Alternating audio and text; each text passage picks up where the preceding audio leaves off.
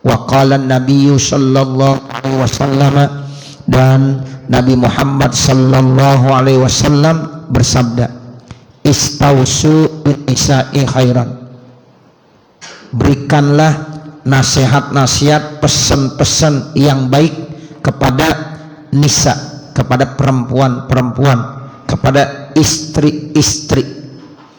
Jadi ini salah satu sabda Nabi Muhammad. Jadi kita sebagai orang laki-laki diperintahkan selalu untuk berpesan terhadap perempuan-perempuan dengan baik. Ya, jadi kita itu diwasiatkan, dipesan sama Nabi untuk selalu melakukan kebaikan-kebaikan kepada perempuan-perempuan. Dalam hal ini an-nisa, istri kita, keluarga-keluarga kita. Ya, memang orang laki dengan orang perempuan beda, yang saya sampaikan pada waktu-waktu yang lalu, karena biasanya kalau orang perempuan itu lebih banyak perasaan. Ya, beda orang laki, sehingga kita jangan berkata kasar, hendaklah kita selalu santun ya dalam ucapan maupun dalam perbuatan kepada an-nisa, kepada perempuan-perempuan keluarga-keluarga kita, apakah itu istri ataupun anak-anak kita. Nah, ini yang kata Nabi, istausu bin nisa'i khaira. Jadi muhatabnya kepada orang laki. Siapa ya? Kita. Ya, sebab orang laki adalah pemimpin di dalam keluarga. Ar-rijalu qawwamuna 'alan nisa. Begitu Bapak, Ibu, Saudara. Ya, jadi sebagai seorang laki-laki yang dikategorikan sebagai pemimpin dalam keluarga, selalu disuruh berbuat santun dan baik. Pesennya isinya yang baik-baik. Kepada siapa? Kepada nisa, kepada perempuan. Wa qad aksara alaihi salatu wassalamu minal wasiyati bin nisa'i, dan sungguh banyak sekali Nabi Muhammad SAW memberikan wasiat, pesan-pesan buat orang perempuan. Tuh, jadi Nabi seringkali pesan kepada ya orang laki-laki untuk selalu bersikap baik, bersikap santun. Dan ini bukan satu pesan-pesannya, aksar, banyak. Bahkan dalam satu riwayat Nabi ketika mau meninggal dunia itu ada salah satu pesannya, as-shalah, as-shalah, as-shalah. Artinya sholat begitu penting, sehingga Nabi pesan sama kita umatnya, jaga sholat, jaga sholat, jaga sholat, sampai 3 kali Bapak, Ibu, Saudara. Jadi artinya dalam kehidupan kita jangan sampai kita berani ninggalin sholat. Ya, jadi kita usahakan sholat nomor 1. Ya, artinya bagaimana? Sesibuk apapun kita, serepot apapun kita, jangan tinggalkan sholat. Nah itu ya. Nah, dalam satu riwayat ada juga Nabi pesannya an-nisa, an-nisa, an-nisa. Perempuan, jaga itu perempuan. Istri, jaga tuh istri kita. Tuh begitu. Ya, jadi ini 3 diucapkan berulang-ulang. Kenapa? Taukid begitu penting. An-nisaa, an-nisaa, an-nisaa. Satu riwayat lagi ya menyatakan Nabi ketika mau meninggal dunia ucapannya ummati, ummati, ummati. Ya, umatku jaga. Nah, ini kita disayang banget. Jadi sampai-sampai Nabi selalu ingat sama umat saya, umat saya, umat saya. Nah, ini ya artinya ya Nabi selalu banyak pesan-pesan, wasiat-wasiat ya, termasuk kepada perempuan. Wahasa ala ribki bihinna, dan Nabi menganjurkan kepada orang perempuan, keluarga-keluarga kita, istri dan anak-anak kita itu dengan ripik. Ripik itu artinya ya lemah lembut. Kalau ngomong tuh ya jangan keras. Kalau ngomong jangan kasar, apalagi kebun binatang keluar semua. Jangan, ya. Jangan sama istri kita bilang babi lu, lah istrinya dibilang babi, ntar ditidur sama siapa? Nah, sama babi. Jangan Bapak Saudara, lah istri kita bilang ya sapi lu, babi lu, anjing lu, lah bininya dibilang babi anjing, semalam tidur sama siapa ente? Nah begitu. Atau sama sebaliknya, seorang perempuan Ini kadang-kadang ada juga perempuan yang kasar, tapi Nabi melihatnya perempuan jarang yang berkata kasar. Tapi kalau ada yang berkata kasar nggak boleh. Nah begitu. Ya kalau orang perempuan kagak pakai dipesan sama Nabi, dan memang dia kagak wajar mengucapkan hal-hal itu. Nih kalau ada orang perempuan sebagai istri sama suaminya berani banget, suaminya dibilang babi lu. Ya Allah, semalam lu tidur sama siapa? Ya, nah begitu, jangan. Ya, jadi kalau orang perempuan biasanya santun, lemah lembut, makanya Nabi nggak pakai mesen. Nah orang laki yang dipesen, karena ar-rijalu qawwamuna 'alan nisa. Nabi seringkali ya berpesan ya, dan menganjurkan kepada kita orang laki-laki ya terhadap tuh perempuan dengan ripik santun. Ya, kita disuruh santun, lembut kepada orang perempuan. Nah kalau orang perempuan kagak boleh berkata dengan lemah lembut sama orang lain, apalagi orang laki-laki lain. Ya ada telepon, assalamualaikum, waalaikumsalam, ada apa pak? Nah itu ngeri tuh. Ya hati-hati. Ya, jadi kalau ibu nerima telepon assalamualaikum, waalaikumsalam gitu, jangan waalaikumsalam, bapak siapa ya? Nah ini mengundang bahaya ini. Ya jadi kalau ada bini kita nerima telepon begitu ya hati-hati tuh. Ya, jadi orang perempuan nggak boleh begitu, tegas orang perempuan. Jadi kalau ditelepon sama orang laki-laki, ya assalamualaikum, waalaikumsalam, ada apa pak? Gitu, jangan ada apa ya pak?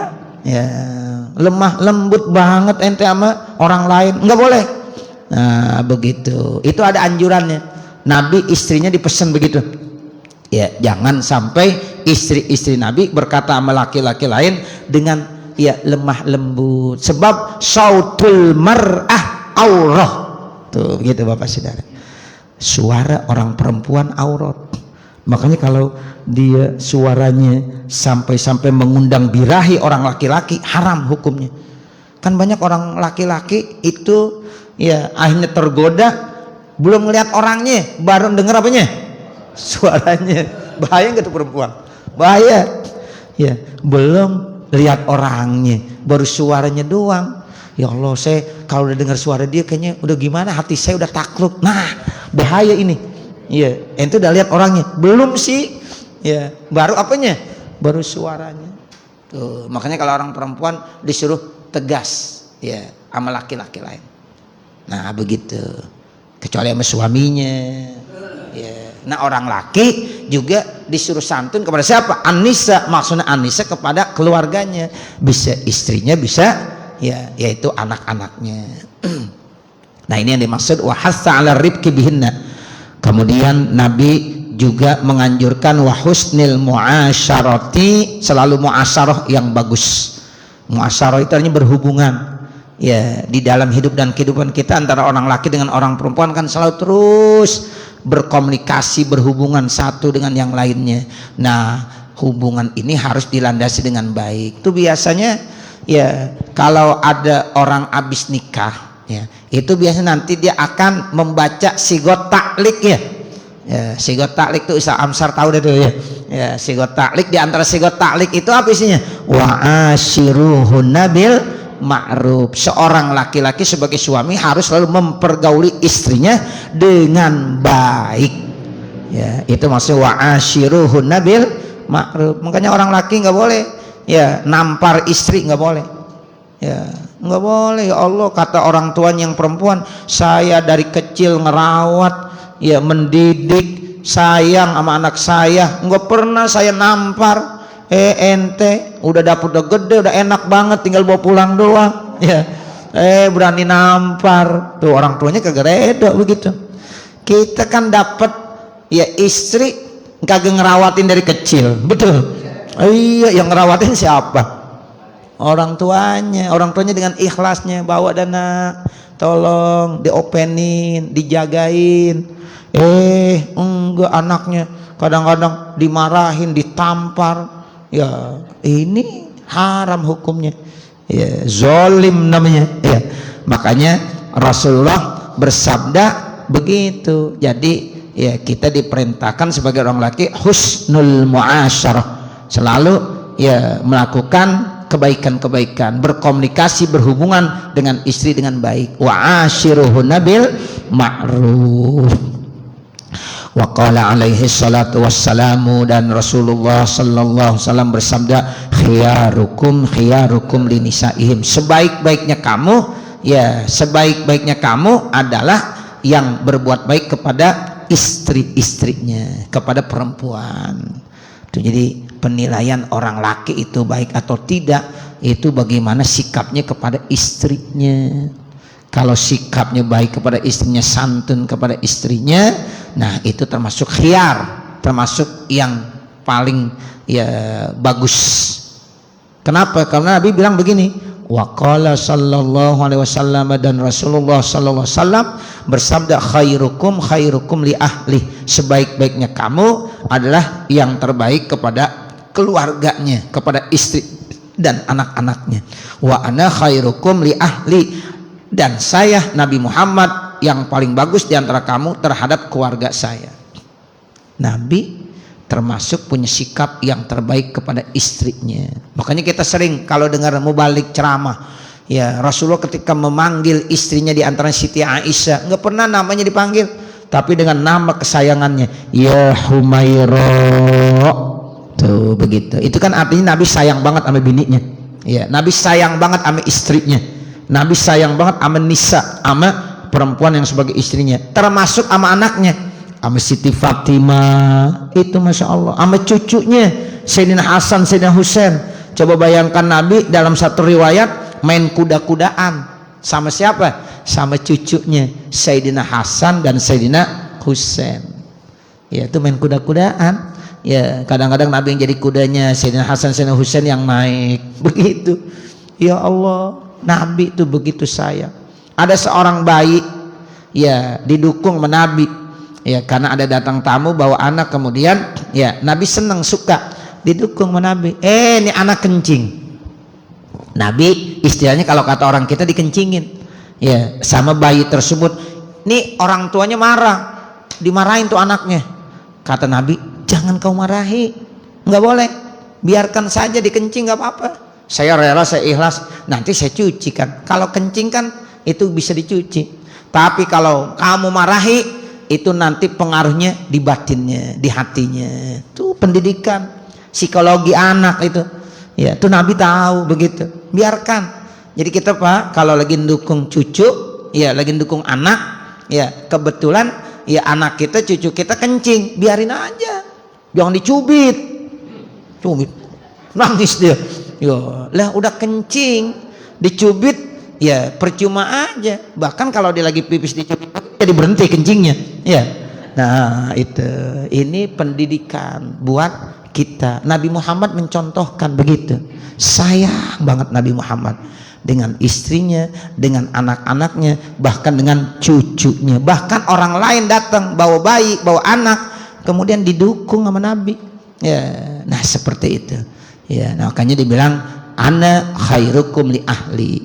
Nabi saya adalah yang terbaik di antara kamu terhadap keluarga saya. Bayan bagi, maka sebaiknya lil insani, bagi manusia, ayyakuna husnal mu'asyarati, hendaklah dia harus selalu berhubungan yang bagus ma'an nisaihi, bersama dengan istri-istrinya. Latif pal ahlaki ayyakuna husna, jadi khobar yakun ya, latifal ahlaki, kemudian latifal ahlak, memiliki ahlak yang lembut. Makanya Allah punya sifat ya itu lembut, sehingga kita sebut latif. Kita sering baca ya latif ya latif ya latif ya latif ya latif ya latif ya latif ya latif. Bahkan itu saya ya dikasih ijazah sama guru saya, ya suruh baca ya latif, yaitu kalau habis sholat duha 129 kali. Ya latif, ya latif, ya latif, ya latif, ya latif. Supaya apa? Supaya ada kelembutan di hati kita. Ya, terus baru kita baca Allahu latifun bi ibadihi yarzuqu may yasha wa huwal qawiyyul aziz. Nah, begitu. Jadi Allah Maha lembut. Ya, Allah sayang. Ya, yarzuqu may yasha, Allah suka memberi rezeki kepada siapa aja, kepada hambanya yang Allah kehendaki. Ya, itu begitu. Allahu latifun bi ibadihi yarzuqu may yasha, ya wa huwal qawiyyul aziz. Allah yang maha kuat, yang maha perkasa dan maha bijaksana. Nah, seperti itu. Jadi kita disuruh bersifat latif, ya, akhlaknya ya santun, mulia. Syafiqan rafiqan saburon ala jabaihina. Kemudian hendaklah kita syafiq dan rafiq. Ini artinya hampir sama ya. Kata-katanya punya rasa sayang, ya, santun, terus sabar, ya, atas perangai mereka semuanya. Kadang-kadang kita punya istri ngeselin, ya Allah, ini istri diajak baik-baik tapi selalu ya melakukan kesalahan. Diajak bicara yang enak, yang benar, tapi mengeluarkan kata-kata yang kagak enak.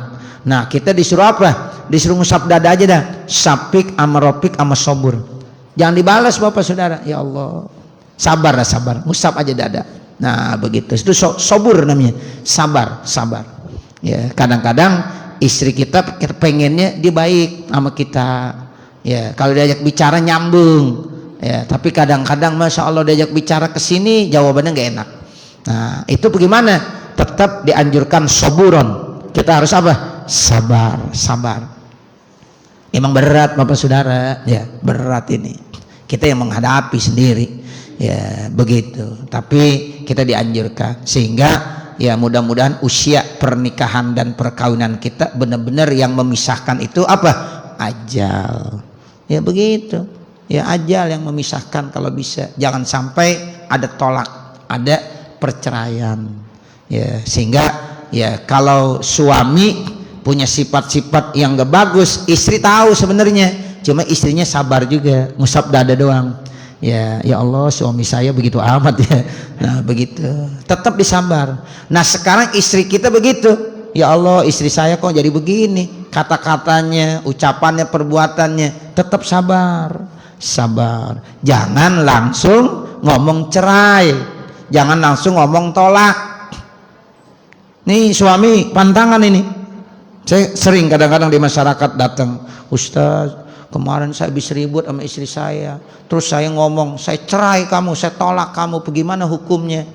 Ya, saya sampaikan hukumnya begini-begini, terus dibilang begini, Ustaz kan saya ngomong begitu lagi marah Ustaz. Ya iya emang lagi marah. Coba kalau lagi baik-baik, masa lagi baik-baik santun-santun, gue cerainnya lu, nggak mungkin.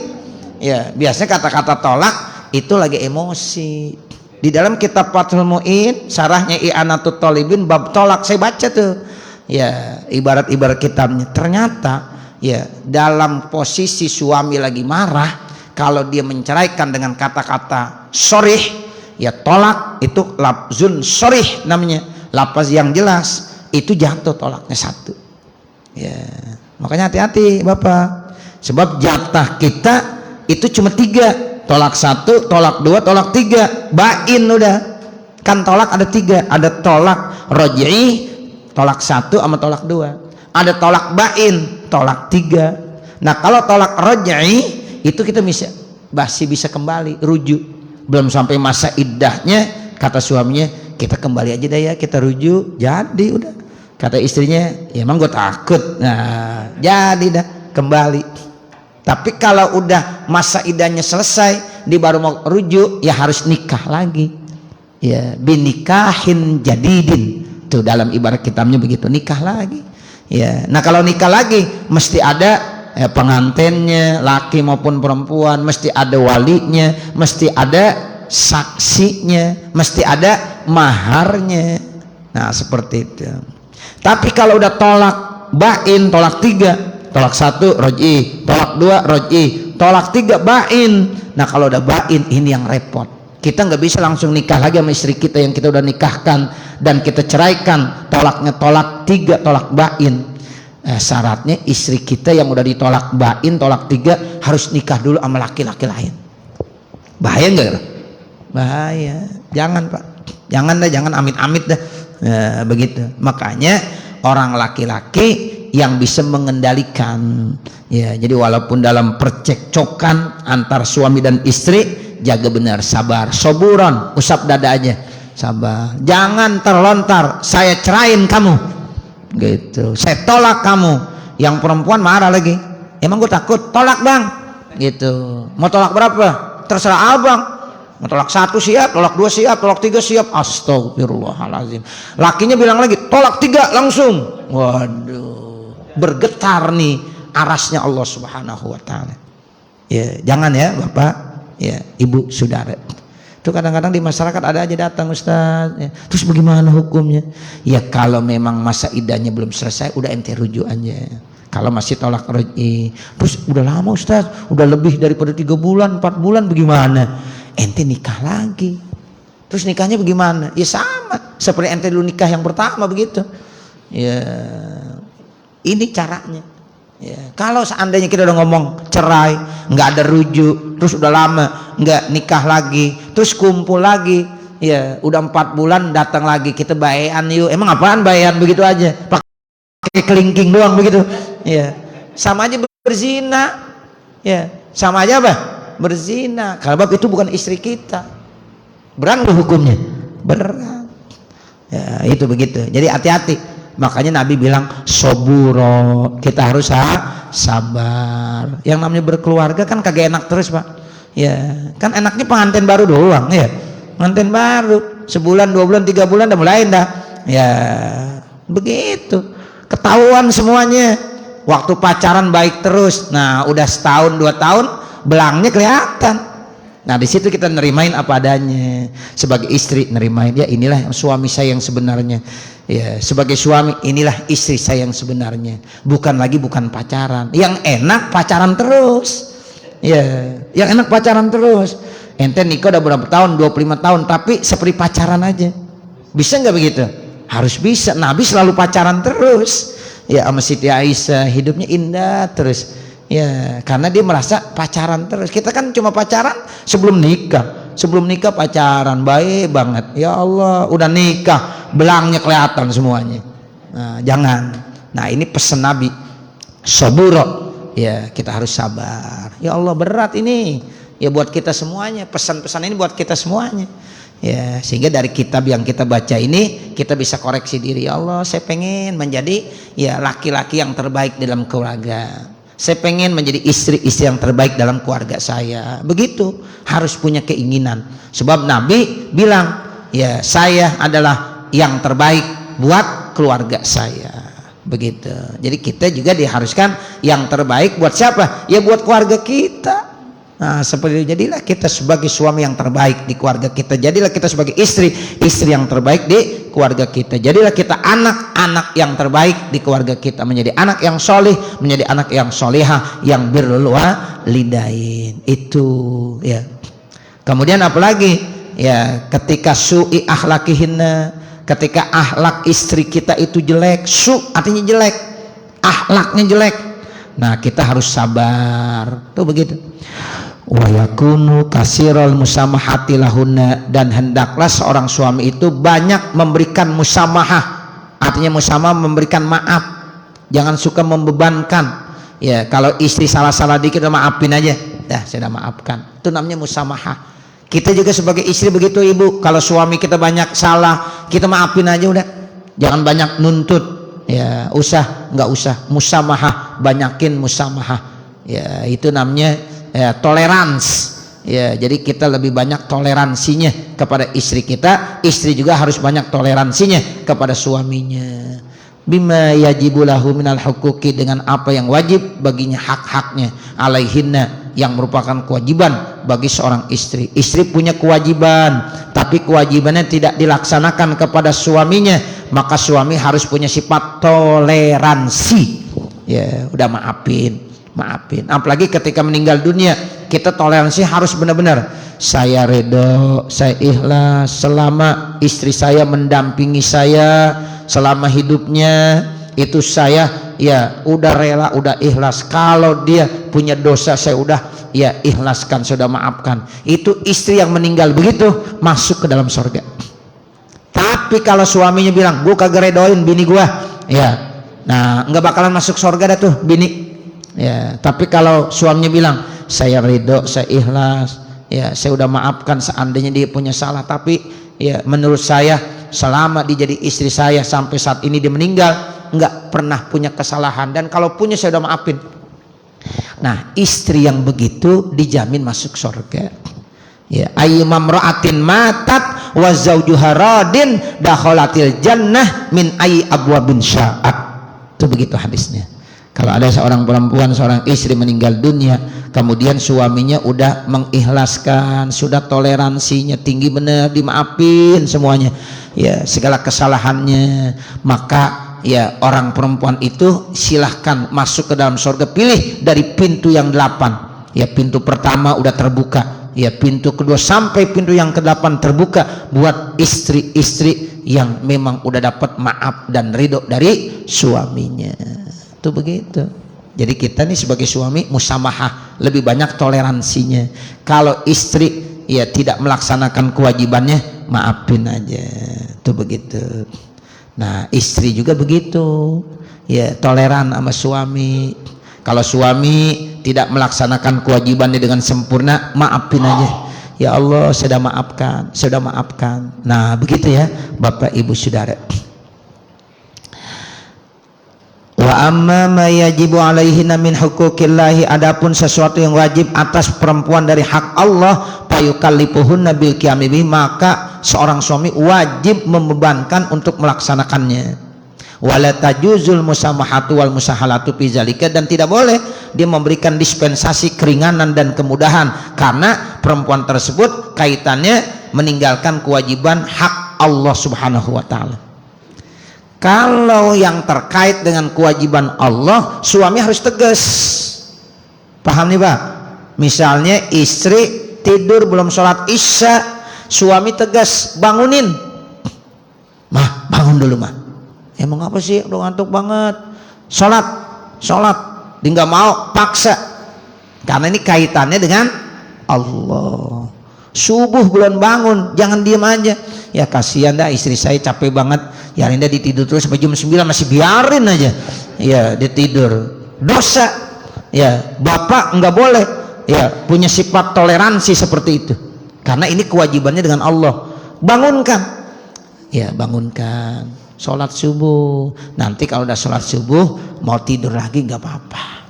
Nah begitu. Jadi kalau terkait tentang kewajibannya kepada Allah, suami nggak boleh toleransi. Ini kadang-kadang kan kita kalau hak kita marah banget, ya. Tapi ketika terkait tentang Allah, kita diem aja. Nah, nggak boleh tuh Bapak Saudara. Ya, jadi kalau terkait masalah Allah, kita ini wajib menegur istri. Nggak boleh memberikan keringanan. Musamahah itu artinya toleransi sedikit pun nggak boleh. Ya, atau musahalah, gampangin aja. Nah, udah biarin aja, itu urusan dia. Dia mau sholat, dia mau kagak, itu urusan dia. Hati-hati ente sebagai suami. Nanti di akhirat ente dulu yang akan dimintai pertanggungjawabannya di hadapan Allah Subhanahu wa taala. Ketika istri ya enggak sholat, maka yang ditanya suaminya, kenapa istri ente kagak sholat, ente diemin aja. Nah, begitu. Makanya disinilah rahasianya, sering saya katakan, kenapa seorang istri ketika keluar dari rumah harus minta izin sama suami. Ya, setiap kali mau keluar dari rumah minta izin dulu sama suami, karena ya semua yang dilakukan oleh istri itu tanggung jawabnya nanti ya di hadapan suami. Allah akan tanya suaminya dulu, tuh istri ente ya enggak sholat zuhur, enggak sholat asar, kenapa ente diemin aja? Nah, jadi suami yang ditanya. Nah, kalau terkait tentang kewajibannya sama kita enggak ditinggalin, nah kita maafin aja, udah toleransi, nggak apa-apa kita maafin. Tapi kalau terkait dengan Allah, ya ini tidak boleh seorang suami musamahah, toleransi, bahkan musahalah, menggampangkan. Nah itu nggak boleh. Wa kadzalika, dan demikian itu juga layan bagi tidak pantas lahu bagi suami ayam likal mar'ata amrahu, yang menguasai kepada perempuan akan urusannya. Nih tolong pada istri-istri, jangan sampai seorang istri itu lebih berkuasa di rumah kebanding daripada suaminya. Nih ibaratnya. Makanya suami harus punya sifat yang lebih tegas. Jangan sampai suami diatur sama istri. Paham ya Bapak ya? Ibu juga harus paham juga. Oh, memang yang di keluarga yang mengendalikan siapa? Suami. Tuh. Walaupun istrinya lebih pinter, tetap dia tidak boleh ya menguasai ya urusan-urusan suami. Itu namanya ayam likal mar'ah amrohu, nggak boleh. Ya, begitu wa yuwalliha nafsahu, bahkan dia bisa menguasai ya terkait tentang dirinya suami yang ngatur istri. Suaminya, bang hari ini abang harus ke sana, ya ntar dari sana harus ke sini. Masya Allah, suaminya diperintah-perintah sama bininya. Ini kiamat ini yang begini. Ya jangan bapak saudara, ya kita sebagai istri walaupun kita yang lebih pinter, ya tetap kita hargai, ini suami saya. Ya segala sesuatu saya minta izin dulu, jangan malah kita yang ngatur-ngatur. Sekarang zaman modern banyak nggak suami diatur? Banyak bapak ibu, bahkan suami ya udah, saya kalau sama istri saya udah takut aja dah saya, udah begitu aja. Ente punya kumis tebel banget ya gitu, sama istri dikedipin aja udah begini ya. Nah bagaimana nih istri mau masuk sorga? Nah seperti itu nih, dengan ngaji nih kita robah. Nah seperti kita sebagai istri nggak boleh terlalu menguasai ya suami kita. Jadi tetap ya kita sebagai istri di bawah kendalinya suami. Ar-rijalu qawwamuna 'alan nisa, walaupun istrinya lebih pinter.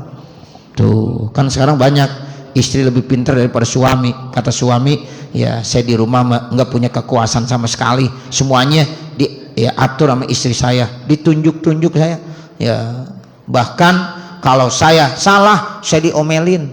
Tuh suami diomelin siapa? Sama istri. Ya mudah-mudahan bini kita nggak begitu ya bapak ya. Iya jangan begitu ya, suruh ngaji. Makanya tuh, makanya orang perempuan mesti ngaji kitab Ukudul Jen.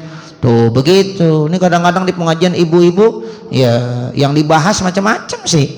Ya, coba Ukudul Jen dibahas. Nah, ditahu tuh hak dan kewajiban saya sebagai suami, hak dan kewajiban saya sebagai istri. Ya, sehingga nanti dia enggak berlebihan ya. Jangan sampai ngatur suami. Ini kalau di depan istri-istri, saya sering baca kitab yang model begitu, Pak. Saya sering juga ya pengajian-pengajian ibu-ibu, ya saya sengaja nih kitab-kitab yang begini yang saya bahas. Nah seperti itu, biar dia paham posisinya sebagai istri bagaimana, hak dan kewajibannya apa. Nah kita sebagai suami juga harus paham hak dan kewajiban kita apa ya, sehingga jangan sampai nanti ya salah. Nah seperti itu. Kama yaf'aluhu ba'dul aghbiya'il mughfilin, sebagaimana yang dilakukan oleh sebagian orang-orang yang bodoh yang lalai. Wa dzalika minal umuril mustaqbahah, dan itu termasuk urusan yang jelek syara'an wa aqlan, baik menurut syara' maupun menurut logika akal pikiran. Secara syar'i, secara agama enggak benar, secara akli itu juga enggak benar ya, jadi tidak boleh, karena itu urusan termasuk yang tidak bagus begitu. Fa innal mar'ata, maka perempuan hukumnya hukmul mamluk, seperti hukumnya yaitu budak at-tabi yang selalu ngikut. Jadi perempuan itu diumpamakan seperti hamba sahaya. Kalau hamba sahaya kan kagak punya kekuatan apa-apa. Ya begitu bapak saudara. Ya jadi orang perempuan diumpamakan seperti mamluk at-tabi, dan gak boleh protes. Tapi suami yang baik tetap memperlakukan seorang istrinya dengan baik, sebab wa ashiruhunna bil ma'ruf itu, sehingga kalau tahu hak dan kewajibannya enak terus jalannya. Nah seperti itu. Jadi seorang perempuan itu diumpamakan seperti hukmul mamluk ya, jadi dia selalu harus ngikut, harus manut gitu. Saya sih tinggal gantung suami saya, Ustaz ya, saya ternyata suami saya tugasnya jauh Ustaz, di mana? Di Sulawesi ya. Terus bagaimana? Ya saya sebagai istri ngikut. Nah begitu sebagai istri, Ustaz ternyata suami saya sekarang punya tugas di mana? Di Sumatera. Saya sebenarnya pengen tinggalnya di kampung baru aja di sini, tapi suami ngajak ke Sumatera. Siap saya. Itu istri yang baik begitu. Tabi namanya, dia ngikut. Itu ya kan, kadang-kadang suami begitu punya tugas. Ya Allah, tugasnya di mana-mana. Ya, nah suami ya punya tugas di mana-mana, istri siap untuk mendampingi. Nah begitu. Nah kita orang tuanya bagaimana? Enggak boleh marah, sebab itu udah diberikan hak penuh kepada anak tuh. Jadi anak saat itu jangan lagi minta dikit-dikit, minta ya nasihat dari orang tuanya, jangan dulu, nanya suami dulu. Ini kadang-kadang orang tua juga salah ya. Jadi kalau dia udah punya suami, minta dulu ya redo dari suami kamu, izin dulu sama suami kamu. Kalau suami kamu udah izinkan, nah baru minta redo sama saya izinkan atau tidak. Nah begitu ya. Jadi seorang istri seperti itu ya. Jadi tidak boleh dia yang mengendalikan suami, karena istri dihukumkan seperti mamluk. Nah kalau mamluk tabi, sama juga kita jadi makmum. Makmum ngikut kepada siapa? Imam. Imam sujud, makmum sujud. Imam belum bangun dari sujud, makmum jangan bangun dulu. Ini imam masih sujud ya, makmumnya udah bangun aja. Habisnya Ustaz lama banget imamnya sujudnya ya. Mau lama mau kagak, ente sebagai makmum wajib ikut pada pelaksanaan imam. Ada yang ngintip dulu, jadi masih sujud lagi gini lagi ya, enggak boleh. Ente harus ridho. Kalau udah ngikut imam ente ridho, karena imam adalah yang terbaik pilihan kita. Jadi ketika udah ada imam kita ikutin ya, begitu. Jangan malah kita selalu mendahulukan. Kan ada orang-orang yang suka dahuluin. Nah makanya di bab fikih itu ada yang barenginnya batal, ada yang barenginnya bisa makruh, ada yang memang sunnah bareng. Nah, itu harus kita tahu tuh. Yang sunnah bareng antara imam dengan makmum harus kompak, baca amin ya, ghairil maghdubi alaihim waladdallin. Amin bareng kompak imam sama makmum, itu sunnah bareng. Kalau yang barengin batal yang mana? Contoh ya, contoh imam takbiratul ihram Allahu akbar, itu kalau ada makmum barengin haram dan itu ngesah ya sholatnya. Allah baru Allah, makmum dah Allah, itu barengin ya, ngesah sholatnya ya. Jadi tunggu dulu Allahu akbar. Nah kalau udah akbar baru makmum Allahu akbar. Ini kadang-kadang saya sering perhatiin juga ya, apalagi sholat Jumat yang ramai itu banyak. Kadang-kadang imam baru Allah, udah baca Allah di belakang ya, nggak sah itu ya, suruh ngaji ya, nggak sah itu hukumnya. Nah jadi sampai Allahu akbar baru Allahu akbar ya. Kalau dibarengin dalam takbiratul ihram batal sholatnya, nggak sah. Nah begitu. Nah ada lagi yang hukumnya makruh ya, kita misalnya takbir intikal ya, barengin itu makruh, nggak boleh. Salam nggak boleh, makruh ya. Makanya kalau imam salam assalamualaikum warahmatullah, assalamualaikum warahmatullah, baru makmum assalamualaikum warahmatullah, assalamualaikum warahmatullah. Tungguin sampai imam salam yang kedua. Salam pertama, salam kedua, baru makmum salam pertama, salam kedua. Di Masjid At-Taqwa saya berharap ya yang udah pada ngaji diamalin nih ilmu ya. Jadi kalau imam salam jangan langsung salam bapak sebagai makmum, tunggu dulu sampai imam salam yang kedua ya. Ini dalam kitab-kitab dijelaskan ya, begitu. Jadi assalamualaikum warahmatullah, jangan salam dulu assalamualaikum warahmatullah baru bapak salam, begitu. Paham ya pak ya? Sebab kalau kita ya melakukan salam barengin itu nanti makruh, dan makruh di sini taputu padilatul jamaah, dapat meluputkan padilah berjamaah. Kan sayang pengen dapat 27, jadi gara-gara kita nyalahi aturan dalam sholat berjamaah jadi nggak dapat padilah berjamaah.